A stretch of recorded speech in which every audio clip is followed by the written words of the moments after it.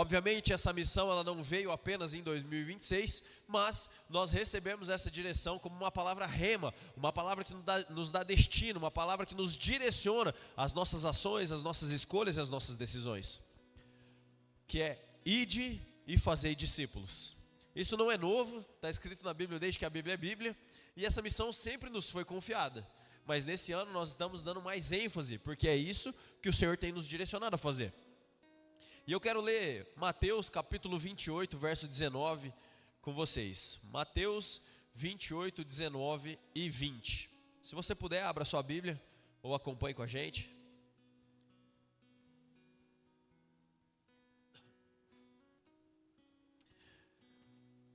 A palavra do Senhor diz assim: portanto, vão e façam discípulos de todas as nações, batizando-os em nome do Pai, do Filho e do Espírito Santo, ensinando-os a obedecer a tudo o que lhes ordenei, e eu estarei sempre com vocês até o fim dos tempos.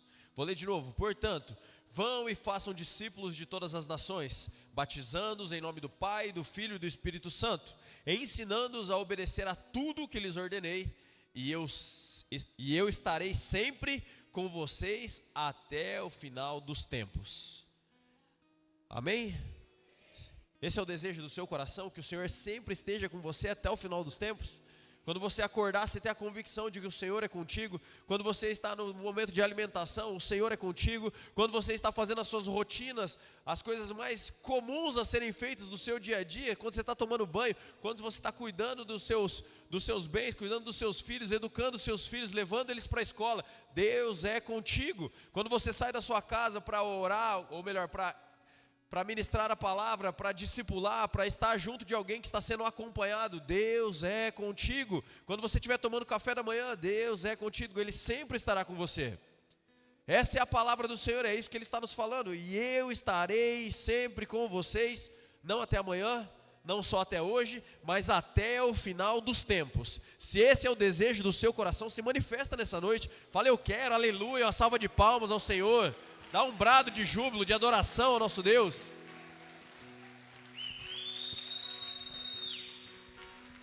Existe uma promessa nesse versículo. A palavra do Senhor está falando a respeito de uma promessa. Eu estarei sempre com vocês até o final dos tempos. Eu estarei sempre com vocês até o final dos tempos. Essa é a promessa do Senhor. E eu não sei vocês, mas eu conheço um Deus que cumpre promessas. Eu conheço um Deus que já fez muitas coisas na minha vida, que muitas das coisas que foram prometidas, ou que foram faladas, que foram profetizadas a nosso respeito, Deus fez. Existem muitas outras que Deus ainda vai fazer, porque Ele continua fazendo. Ele é Deus, Ele é Deus, Ele foi Deus, Ele é Deus, e Ele continuará sendo Deus para todo sempre, amém? Esse é o nosso Deus. Você pode querer caminhar por meio das suas perspectivas humanas, ou você pode caminhar de acordo com o que a palavra do Senhor fala a respeito de Deus. E eu prefiro crer na palavra, porque o Deus da palavra é aquele que muda diagnósticos, é aquele que transforma qualquer perspectiva, qualquer expectativa mundana, o Senhor transforma. Nosso Deus não é limitado ao natural, amém? Nosso Deus não é limitado ao natural, amém? Ele não precisa com que os governos vá bem, porque não tem crise no céu. Nunca ouvi falar de uma crise no céu, nem de aumentar impostos. Deus é Deus. E aqui Ele está nos fazendo uma promessa. Percebam que quando Deus faz uma promessa para o povo de Israel, um dia Deus chega para Abraão: sai da sua terra, da sua parentela e vá para a terra onde eu vou te mostrar. Quem já ouviu essa história? Creio que todos. E aí Abraão prontamente atende ao Senhor e vai para uma terra onde Ele ia mostrar. Só que a primeiro momento Deus fala: vai para uma terra onde eu vou te mostrar, né? Ele faz promessas a Abraão sobre a família de Abraão, abençoar todas as outras famílias, que a descendência de Abraão seria gigantesca. E assim Deus vai fazendo promessas, mas Ele fala de uma terra que mana leite e mel. E a promessa do Senhor está diretamente ligada a uma missão. Eles iam para uma terra, sim ou não? O que tinha na terra? Uma terra desabitada? Condomínios prontos, preparados para que eles pudessem entrar com a chave na mão? Não, tinha o quê? Tinha um povo naquele lugar, tinha gigantes naquele lugar. Quando Deus faz a promessa para Abraão, na verdade Ele está levando Abraão e o povo de Israel, que seriam as próximas gerações, para uma missão, para uma batalha. Ele estava levando o povo para a guerra. Quando Deus chega para Gideão e fala: Gideão, vamos trazer libertação para o povo, vamos fazer com que o povo seja liberto. Gideão estava trabalhando, ele estava lá no lagar, malhando trigo onde não era para ser. Por quê? Porque os midianitas vinham e roubavam todas as coisas. Então ele não queria se expor, ele estava tentando dar um jeito de sobreviver. E aí Deus vem e fala: ei, vou te levar, vem cá, você foi selecionado, você foi escolhido para trazer libertação para o povo.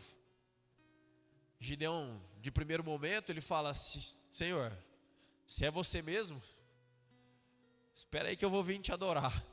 Aí vai, ele pega o animal, presta um culto ao Senhor, uma adoração ao Senhor, um sacrifício ao Senhor, corta o poste de Acerá, derruba o altar de Baal, e aí ele faz prova com o Senhor, e depois ele vai para a batalha, sim ou não?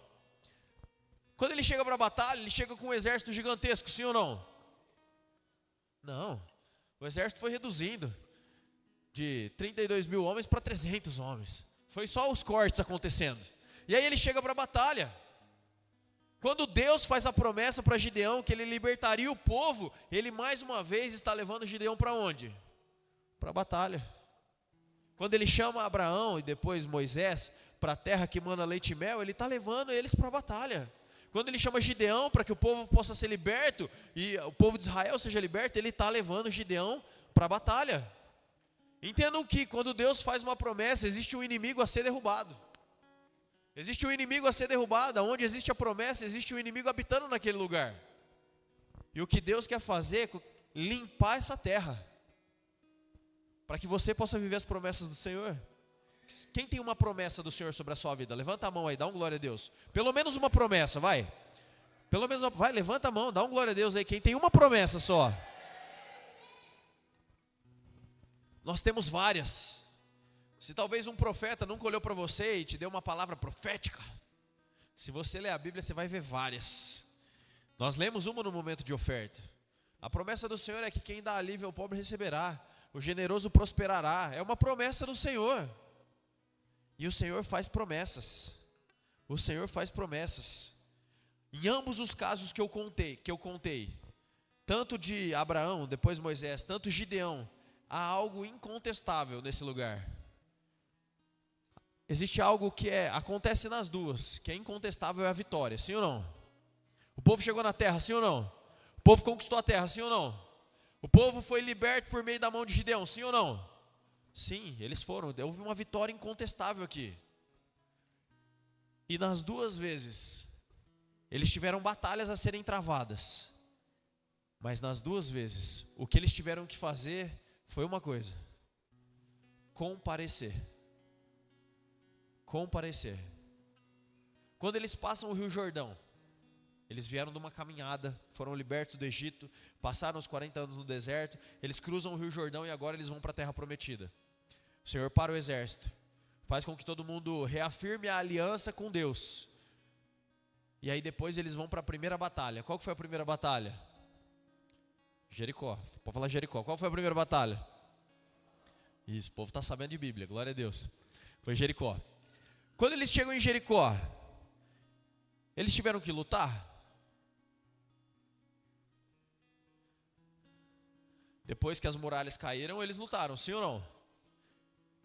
Mas pensa comigo, quem derrubou as muralhas? Quem resolveu a parada? O Senhor. Onde eles estavam? Ouvindo a voz de Deus e obedecendo. Ouvindo a voz de Deus e obedecendo. Deus falou: ó, vamos fazer um negócio muito doido aqui. Antes de vocês irem para a batalha, vamos todo mundo reafirmar a aliança comigo?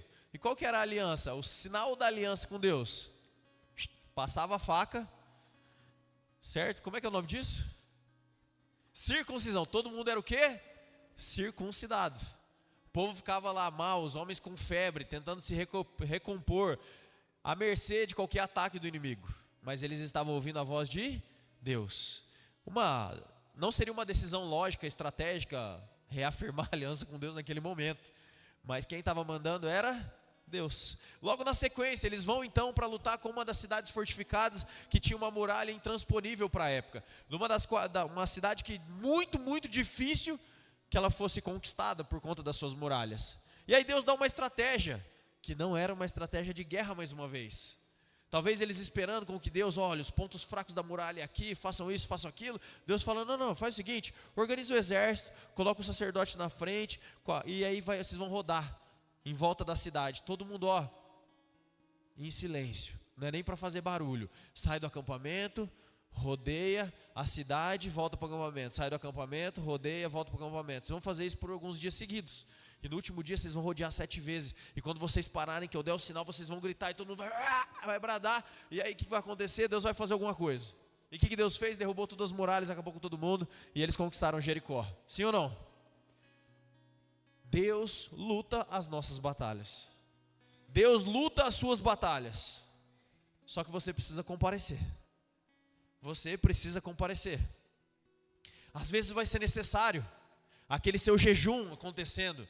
Você ter uma vida de jejum para você estar mais sensível para ouvir a voz de Deus.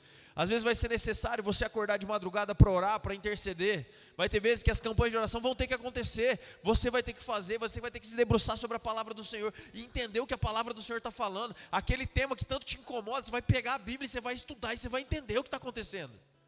Às vezes vai ser necessário isso. Às vezes vai ser necessário a sua oferta de generosidade para que famílias sejam tocadas, para que a realidade de algumas famílias possa mudar ao seu entorno. Quem está transformando, na verdade, quem está sendo transformado, na verdade é você. Todas as ações que você tem de comparecer à batalha, de ofertar generosamente, de estar presente, de jejuar, de ler a palavra, você está sendo transformado. O Senhor te chama para ser transformado. O final da história, o que o Senhor quer fazer é produzir em você a imagem dEle, que é quem você nasceu para ser. E talvez isso vai ser necessário, o jejum, a oferta, a oração. Mas uma coisa é fato, que independente do caso, a vitória está garantida no Senhor. Eu vou falar de novo, se você é crente de verdade, aqui do Bola de Neve ou de qualquer igreja, dá um glória a Deus, um aleluia. A vitória está garantida em Cristo Jesus. Se for para o Senhor, vamos aplaudir.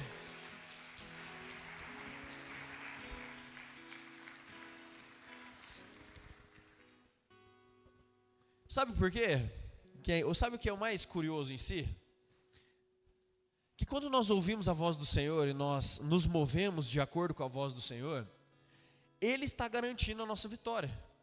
Ele vai à frente das nossas lutas, Ele vai à frente das nossas batalhas. Ele está indo e Ele está fazendo. Aquilo que sobra é o que sobra para nos transformar, amém? E quando você passa por desafios, você não sai muito mais forte, sim ou não? Pamela contou o testemunho para a gente alguns domingos atrás. Foi incrível de ouvir o testemunho. E é muito incrível de ver a mudança do posicionamento de lá para agora, sim ou não? Passaram por desafios e hoje eles podem testemunhar da bondade do Senhor, porque Deus é bom, sim ou não? Deus é bom. Nós passamos por desafios em 2025. E eu posso falar que hoje eu sou muito melhor, uma pessoa muito melhor, muito mais próxima de Deus do que estava no começo do ano passado. Porque o que me levou mais próximo? Desafios. Eu tive que travar algumas batalhas. E isso o Senhor nos transformou. E o Senhor sempre vai nos transformar. O Senhor sempre vai te transformar. Ele tem um compromisso em te amadurecer. Tanto que Ele fez 5 ministérios. Ele fez o apóstolo, Ele fez o profeta, Ele fez o evangelista, Ele fez o pastor, o mestre. Para quê? Simplesmente com uma função: para amadurecimento dos santos. Essa é a função. O Senhor tem um compromisso em te amadurecer. Ele tem um compromisso em te amadurecer. E por isso que Ele vai te conduzindo por esses desafios. Sabe por quê? O final da história, Ele não quer que você entregue a sua força para lutar. Porque se fosse a força para lutar, a nossa entrega ia ser muito pequenininha, sim ou não? Comparado a Deus. Deus não podia fazer e resolver sozinho, sim ou não? Ele podia. Mas Ele conta com a minha e a sua obediência. A minha e a sua obediência. Deus usa a sua obediência para envergonhar os poderes das trevas, que mesmo estando diante de Deus, estando na presença de Deus, não conseguiram manter aquele lugar, se revoltaram contra o Senhor, e hoje eles estão trabalhando contra, mas o Senhor nos chama para essa missão. Ele poderia fazer tudo sozinho, Ele poderia resolver a parada, mas Ele me deu o privilégio, te deu o privilégio de poder participar disso. Ide e fazer discípulos. Ide e fazer discípulos. Deus conta com você. E o mais incrível é que nós estamos falando, Deus trabalhando, Ele sempre trabalha para que a transformação não seja de fora para dentro. Não são mudanças de comportamento para depois mudar o nosso interior. O Senhor vem nos visitar para que aqui dentro seja transformado e então aqui fora passa a ser transformado. Sim ou não? Primeiro Deus muda aqui dentro e depois nós começamos a externalizar essas mudanças que aconteceram aqui dentro do nosso coração. Primeiro o Senhor nos cura. Quem já foi curado aqui? Levanta a mão alguma vez. Primeiro o Senhor nos cura e depois as nossas ações passam a ser sem as feridas. O Senhor nos sara, o Senhor nos limpa, o Senhor nos restaura, porque Ele vai transformando sempre de dentro para fora. E depois que as coisas acontecem aqui, é que elas podem acontecer da parte externa. Quando nós falamos a respeito de simplesmente aprender comportamentos, nós estamos falando sobre religião. E não é uma religião. Com Deus nós estamos falando a respeito de relacionamento. E relacionamento é estar próximo de Deus, é ouvir a Deus. Deus quer te dar instruções, Deus quer te dar direções, Deus quer mostrar o caminho para você. E o mais incrível é que tudo isso começa numa declaração de Jesus, quando Ele inicia um novo tempo nessa terra. Entendam que o plano de Deus era se relacionar com o homem. Quando Ele faz Adão e Eva, Ele vinha visitar Adão e Eva todos os dias, sim ou não? Sim ou não? Ele vinha visitar, para que houvesse comunhão todos os dias, para que houvesse relacionamento todos os dias. Mas um dia o homem pecou, e eles foram retirados da presença do Senhor, não tinha mais como essa presença acontecer. E um dia, vai passando esse tempo, Deus levanta Abraão, sai da sua terra, sai da sua parentela e vai. O povo se volta para os outros deuses, eles são escravizados. E aí quando eles estão saindo do Egito, saíram do Egito, Deus mais uma vez quer se encontrar com o seu povo. Monte, fogo, e Ele fala: agora eu vou restaurar o relacionamento que havia Deus com o homem. E o homem fala: não, ficamos com medo. Nós somos pecadores. Moisés, vai você, levanta o intermediário aí, vai Moisés, é você o nosso intermediário. Então aquele relacionamento que era para ter sido restaurado, lá no Monte Horebe não acontece. Vai Moisés, ser o representante do povo. E aí, a gente vive essa velha aliança, até chegar em Jesus. E quando chega em Jesus, nós temos a oportunidade do nosso relacionamento ser restaurado. Não mais segundo a ordem que acontecia no Velho Testamento Levítico, mas agora, por Jesus, segundo a ordem de Melquisedeque, que é a mesma lá com Abraão. E Jesus então inicia esse tempo.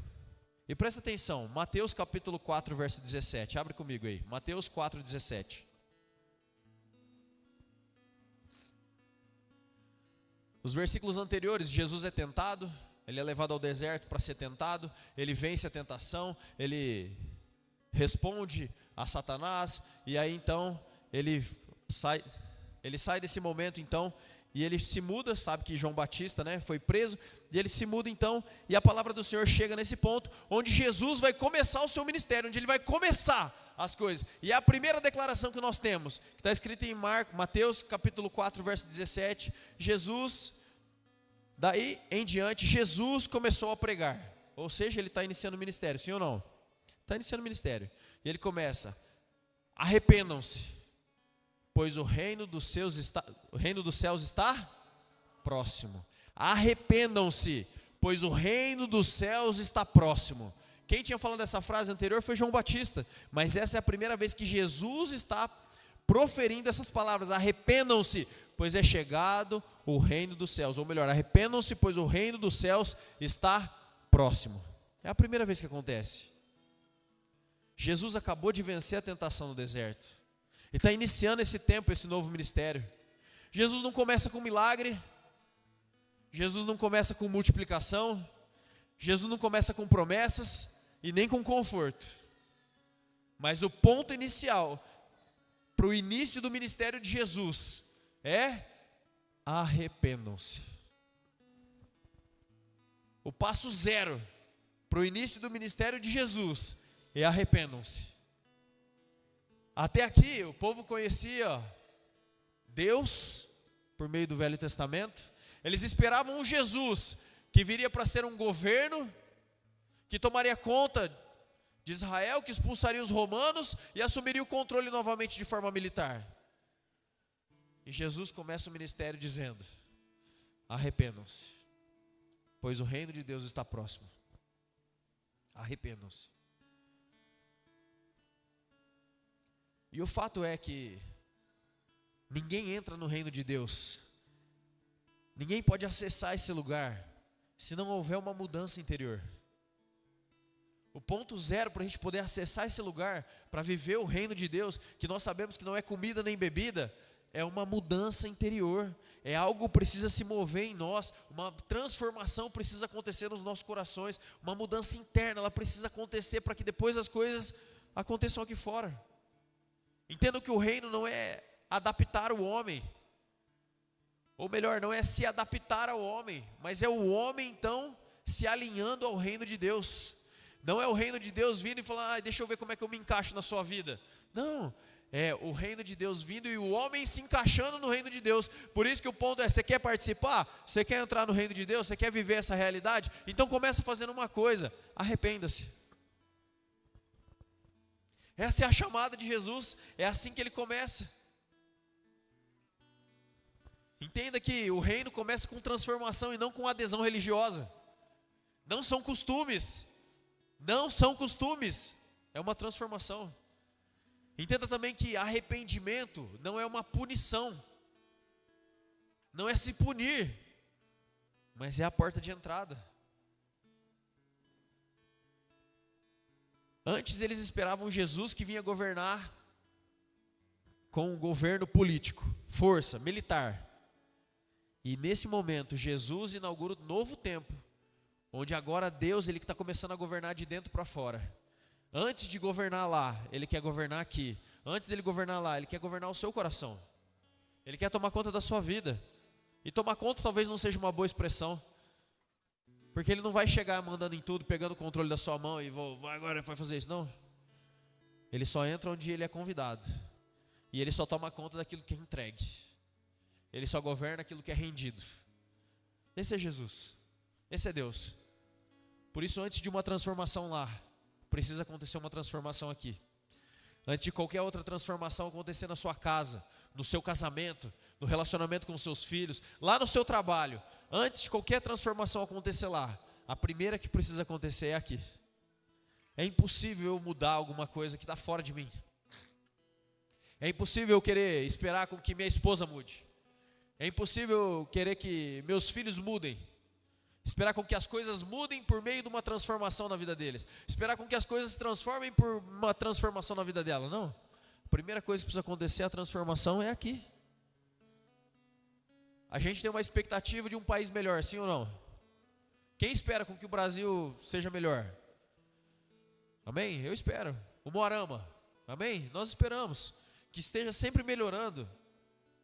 Mas a primeira mudança precisa acontecer aqui. Tem que mudar aqui, essa é a primeira coisa. Por isso Jesus inicia: arrependam-se.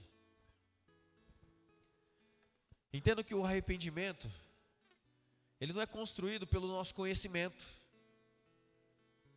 O arrependimento, ele não é construído pelo nosso conhecimento. Eu não consigo construir um arrependimento de acordo com aquilo que eu estudei, com aquilo que eu sei, com aquilo que eu aprendi. O arrependimento, ele não vem pelo muito me doar. O arrependimento não vem pelo muito ofertar. O arrependimento não vem por tanto eu buscar e correr atrás disso, porque nada disso vai levar ao arrependimento. Talvez isso possa me trazer consciência daquilo que eu fiz e daquilo que eu sou, mas o arrependimento, ele acontece por uma ação, que é se render. Nós não construímos o caminho, nós nos rendemos.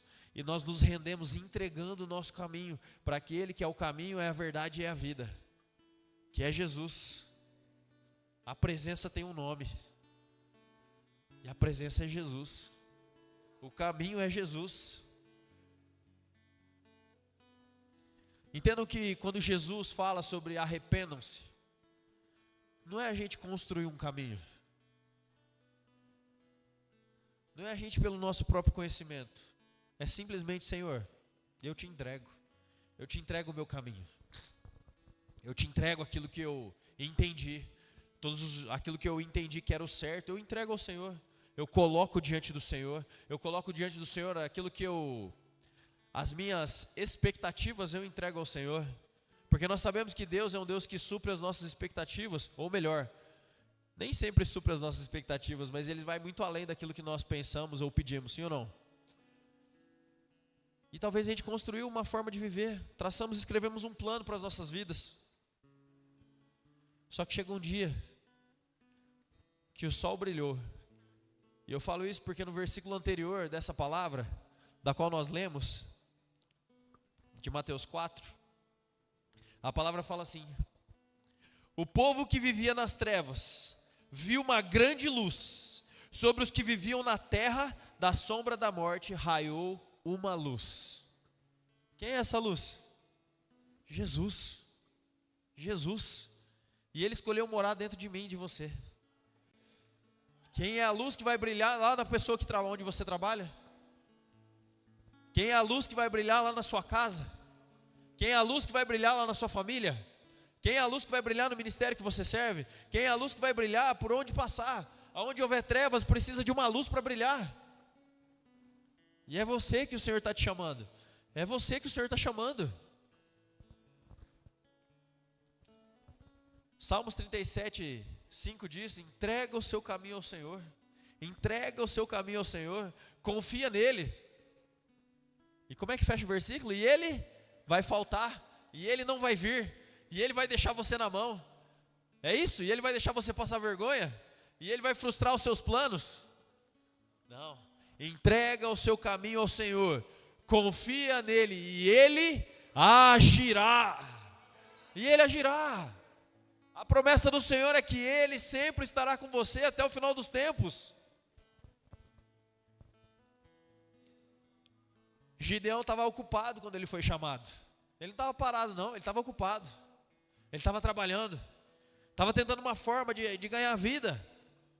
Moisés também não estava parado, ele estava pastoreando. Estava lá no deserto quando ele foi encontrado por Deus novamente. Pedro estava pescando. Uma noite de pesca que não tinha dado certo, Jesus apareceu e a vida dele foi transformada por completo. Mateus continuava lá na coletoria de impostos trabalhando. Até que um dia passou um homem por todos esses. Gideão e obviamente Moisés foram impactados por Deus. Mas Pedro, Mateus e tantos outros que a gente poderia falar, passou um homem.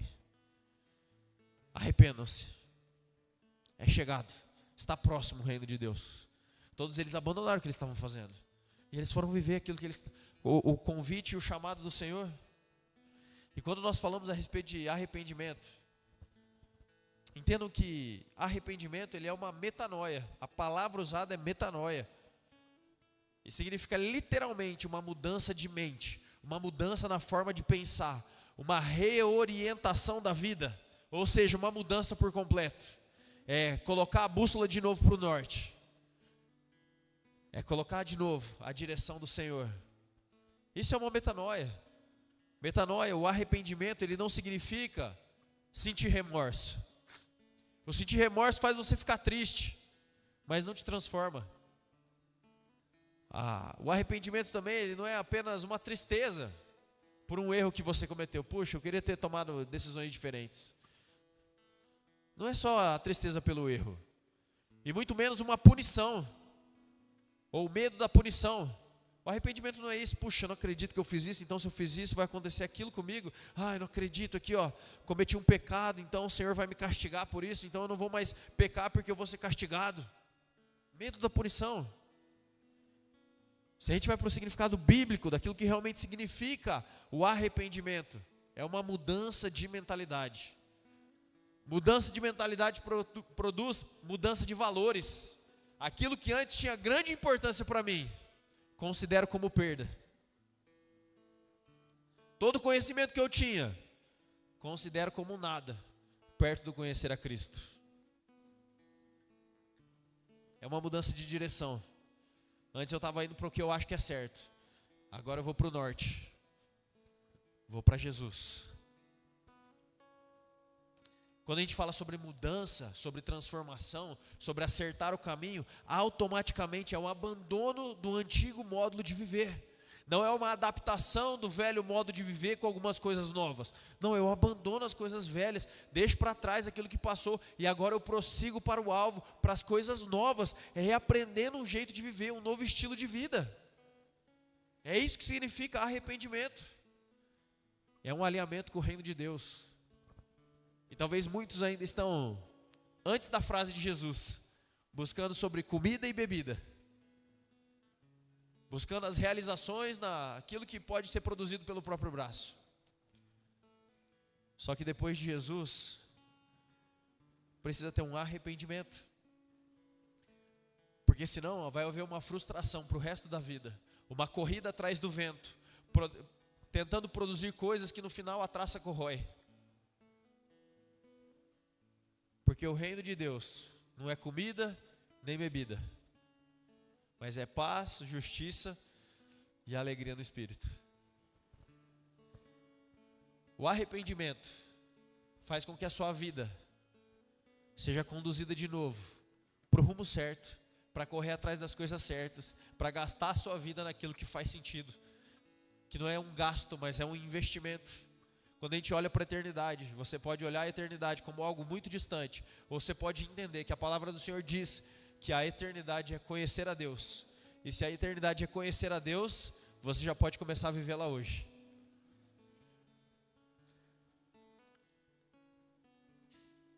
O louvor pode voltar, para a gente poder orar sobre isso. Mas quando Jesus diz arrependam-se, Ele está chamando as pessoas a mudarem completamente a sua forma de pensar e de viver. Porque de fato, o governo de Deus já chegou sobre nós. O reino de Deus já chegou sobre nós.